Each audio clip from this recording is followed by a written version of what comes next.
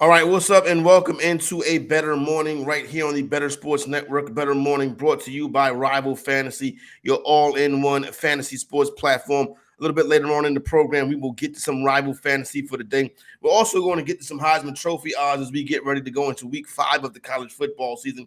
Share a couple thoughts on that. Got a couple of NFL games I want to take a look at as well, give you my thoughts and opinions on that, and obviously we will start with what took place last night at Lambeau Field, the frozen tundra. Not quite frozen yet, as the Detroit Lions and the Green Bay Packers got together in a NFC North battle on a Thursday night. And you know what? It was all Detroit Lions. Detroit comes to the game as a 2.5 point favorite. They successfully laid a 2.5. The over also cashes as well, as the Detroit Lions and the Green Bay Packers combined for 54 points total. I believe it was about 45 points last night. So if you were on the Lions and the over, the two public plays, basically that came home last night. Big story fantasy-wise was David Montgomery, 32 carries, 121 yards, and 3 touchdowns as the Detroit Lions just pounded the ball. Also saw Jared Goff throw for 210 yards, a touchdown, and an interception. Aaron Jones made his return last night for the Green Bay Packers, pretty much ineffective. And so Christian Watson did catch a touchdown, but Romeo Doubs, 9 catches for 95 yards. Jordan Love, once again, uneven in this game. Fantasy numbers might look pretty decent. 23 of 36, 245, and a touchdown, but 2 interceptions, a lot of patting the football and things like that. And one thing I will say about Love early in his career is you see flashes of him being a real good quarterback, and then you also see flashes of him being Dak Prescott. So you want to avoid the latter. Shawnee Mack in the chat, what's going on, Shawnee? What's up with you? Now, I think what's really telling and interesting about this run that the Detroit Lions are on right now is how they have taken on, a lot of times you'll see, let's turn to baseball right now, for example, how a team like the Baltimore Orioles, the lovable losers, can come up, you know what I'm saying? And obviously, the lovable losers, when they get some momentum going, they tend to grab new fans to come in. And basically, that's the same thing that's going on with the Detroit Lions right now. Because you see Lions fans take over Lambeau Field last night, traveling all over the place, showing up for their team, doing a great job. But you go on social media and everybody is a Detroit Lion fan all of a sudden. I mean, people that didn't even know what a Detroit Lion was a year ago are all of a sudden talking about the Detroit Lions and how that's their team. But yes, the Detroit Lions have almost become a version of America's team this year. I'm sorry, Heather. I'm telling the truth. A lot of people I know, including you, had no clue what a Detroit Lion was a couple years ago. But now everybody is all about the Detroit Lions. And you know what? As a fan of the team that's really America's team, I don't mind seeing it. You know what I'm saying? It's good to see the lovable losers come up and stuff like that. Hal, what's going on with you, my man? Sitting up here this morning talking about this Green Bay Packer team, how they let us down last. Well, not let us down because I wasn't on them, and how the Detroit Lions have all of a sudden become the lovable losers, America's favorite fan base. Dan Campbell getting it done, though. You know what I'm saying? So let me tell you something. I'll be honest with you about the Lions. Now, listen, I've said that they have been, I think that they are fugazi. So let me not say it that way.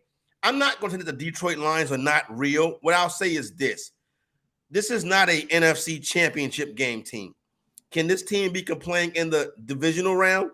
Yes, they can. Will they win a wild card weekend game? It's a good chance they could probably do that as well. But they're not Dallas. They're not Philadelphia. They're not San Francisco. And they played the Seahawks already, and they lost to them. So that goes to show you when they step up in competition in the NFC, it could be problematic. The problem is it ain't that much competition in the NFC. So the Lions are going to be straight, not trying to take anything away from them.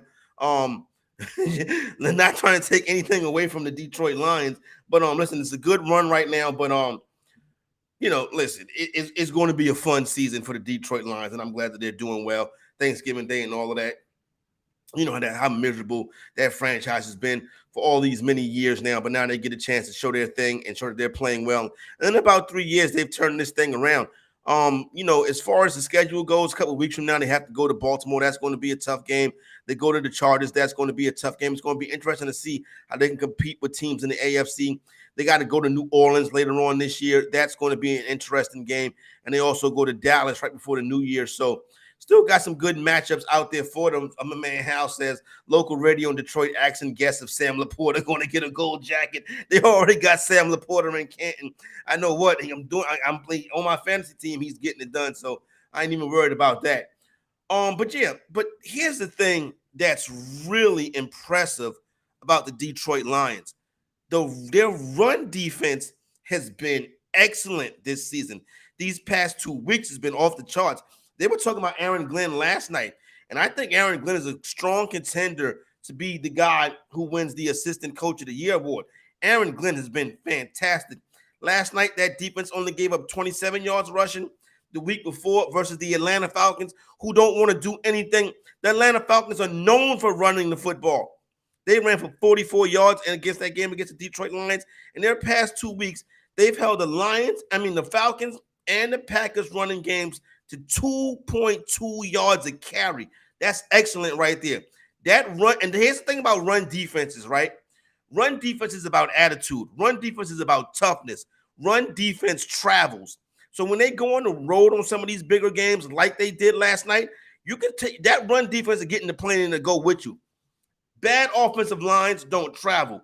Good run defenses travel because that's the nature of a good run defense, going out there and toughing it out. So got to give the Detroit Lions their props. I would just say let's temper our expectations. I don't plan on seeing them perform or, playing before Usher performs in the halftime show at the Super Bowl. I don't think the Detroit Lions are going to be there.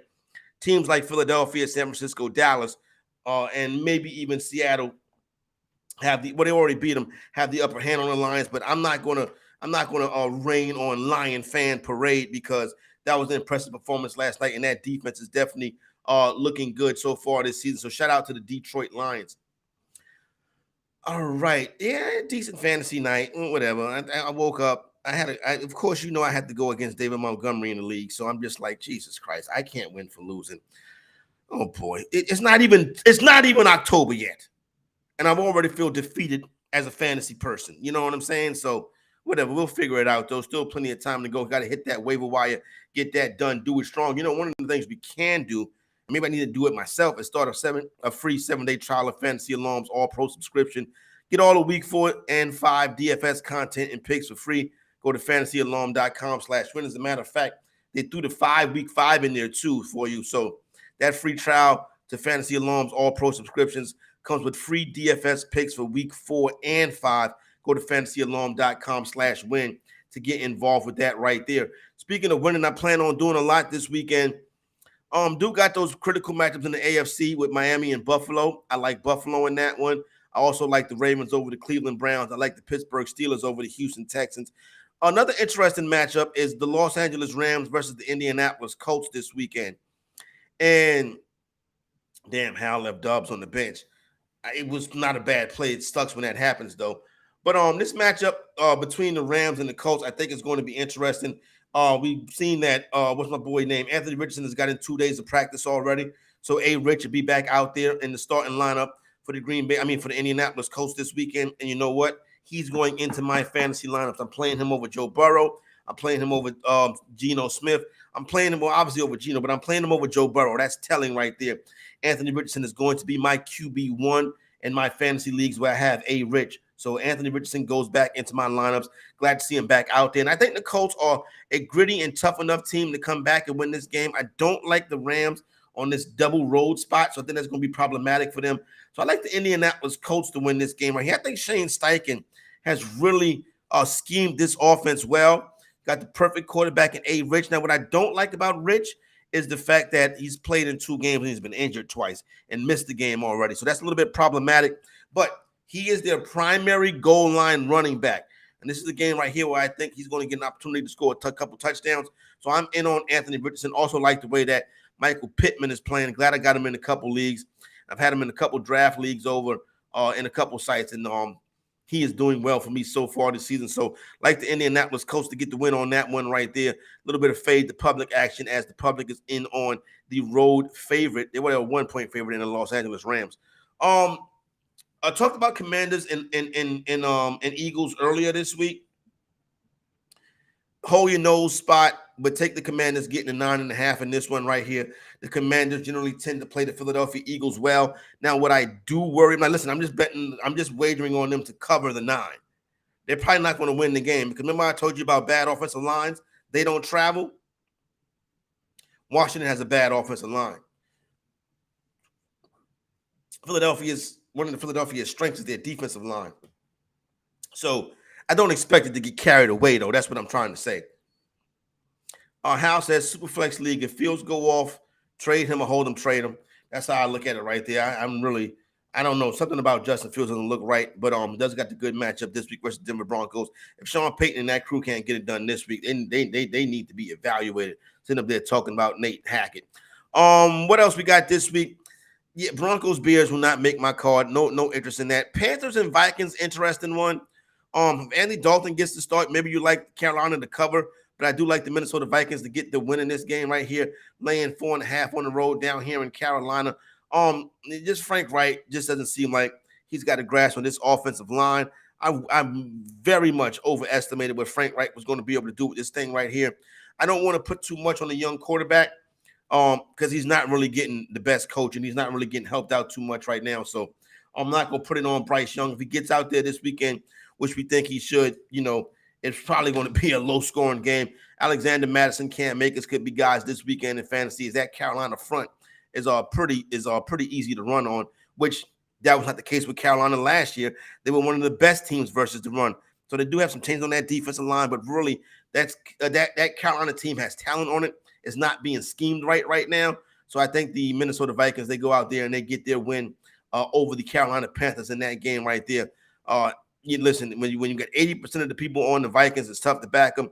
Like I said, I won't back them against the spread, but I will back them on the money line to win the game straight up. Vegas and the Chargers, AFC West battle. Take the 5.5 with the Raiders. I know. It's a tough spot when you're going for the Raiders.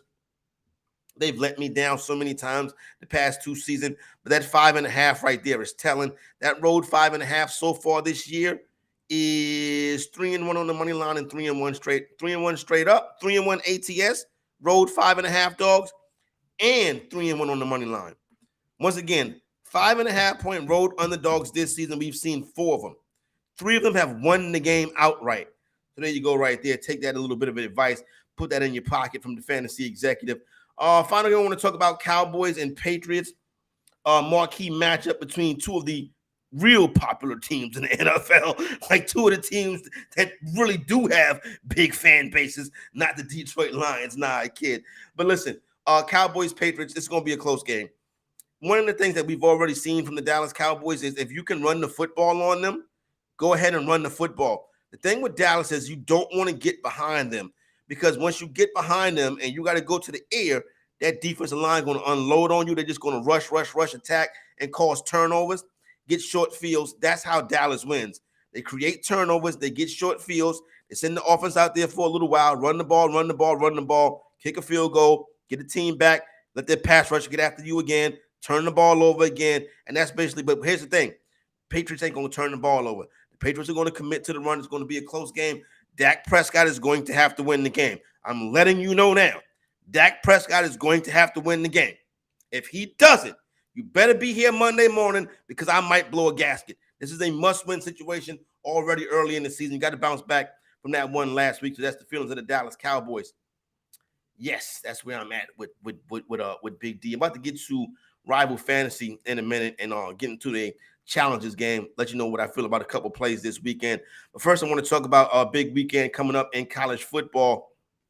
And I really want to look at Heisman Trophy odds, and I really kind of want to talk about how this Pac-12, these quarterbacks in this Pac-12 is looking very award-winning-ish. Let's start with the guy with the shortest odds right now. Michael Penix Jr. currently has the shortest odds on the DraftKings Sportsbook to win the Heisman Trophy.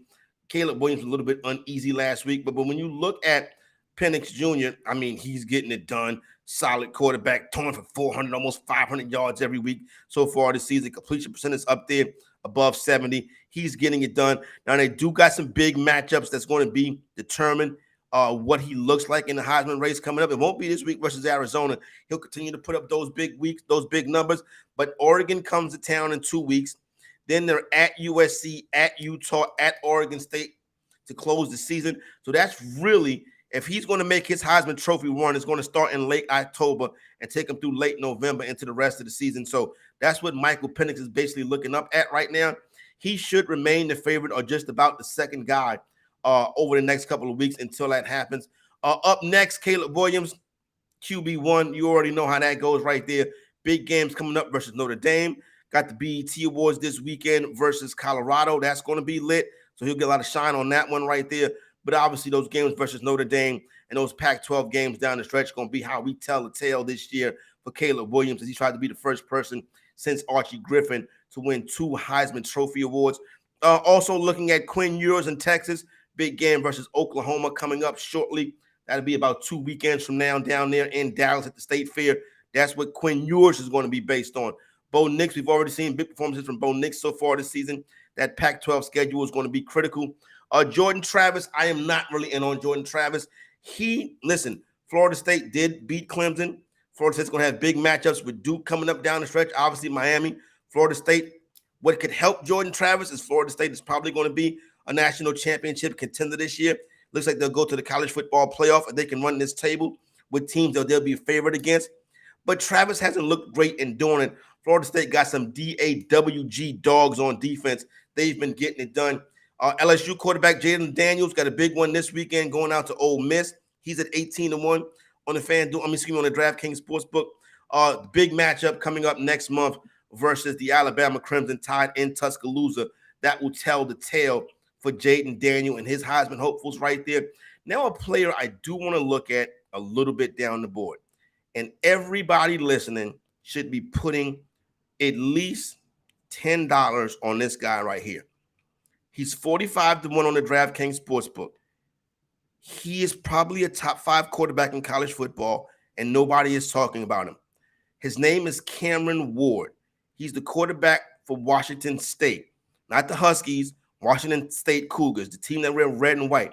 He is electric. He is a guy, if that Washington State team gets on the run and knocks off a couple of these powerhouse teams in the Pac-12, he is a guy that's sitting at 45-1 right now that will shoot up odds boards. He's going to get a chance to play in some big games coming up down the stretch.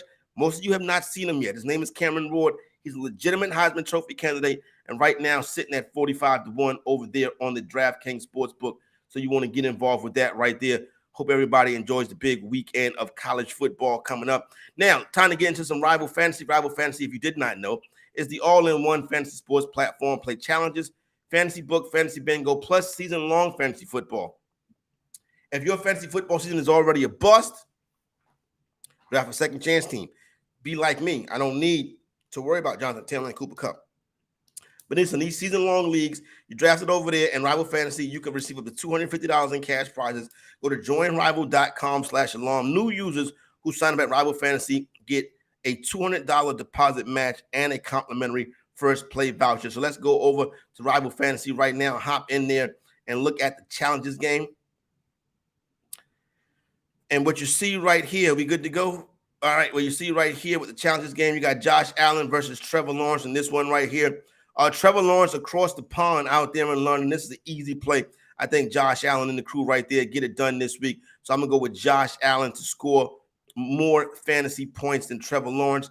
Go ahead right there. That one is confirmed. What we got up next, Justin Herbert versus Trevor Lawrence. Don't really like this play right here because, like I said, I do think Raiders are live in this game. I'm not really fooling with anything across the pond in London, so I'm going to skip that challenge right there. Then you have Kirk Cousins and Trevor Lawrence. I would go with Kirk Cousins in this one. Skip that challenge, though. Then you got Tua and Trevor Lawrence. Skip that challenge. Don't really want to go against Tua. And I'm not fooling with Dak Prescott. A lot of Trevor Lawrence challenges here today. But here's one right here that's interesting. Travis Kelce and the New York and the Kansas City Chiefs go to New York to take on the Jets. Taylor Swift could be in the building. So I'm going to go with Travis Kelce showing off for his boo thing. So I place that right there. And that's how I'm going on this edition of, I said Travis Swift, I mean Taylor Swift. I'm sorry. Travis Kelce, Taylor Swift.